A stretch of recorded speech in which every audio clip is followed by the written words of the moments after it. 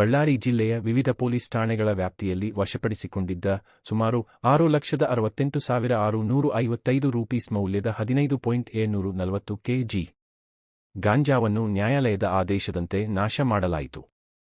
Suryakanta environment technologies ಜೈವಿಕ ವೈದ್ಯಕೀಯ ವಿಲೇವಾರಿ ಘಟಕ ಹರಗಿನದೋಣಿಯಲ್ಲಿ ಬಳ್ಳಾರಿ ಜಿಲ್ಲೆಯ ವಿವಿಧ ಪೊಲೀಸ್ ಠಾಣೆಗಳ ಪ್ರಕರಣಗಳಿಗೆ ಸಂಬಂಧಿಸಿದಂತೆ ವಶಪಡಿಸಿಕೊಂಡಿದ್ದ ಗಾಂಜಾವನ್ನು ನಾಶಪಡಿಸಲಾಯಿತು.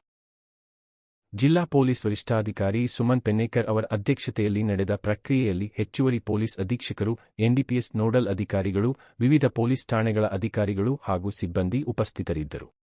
ಅಧಿಕೃತ ಮಾಹಿತಿಯ ಪ್ರಕಾರ ನ್ಯಾಯಾಲಯದ ನಿರ್ದೇಶನದಂತೆ ಜಪ್ತಿ ಮಾಡಲಾಗಿದ್ದ 15.740 ಕೆಜಿ ಗಾಂಜಾ ಸೇರಿದಂತೆ ಒಟ್ಟು 6,68,655 ಮೌಲ್ಯದ ಮಾದಕ ವಸ್ತುವನ್ನು ನಿಯಮಾನುಸಾರ ವಿಲೇವಾರಿ ಮಾಡಲಾಗಿದೆ.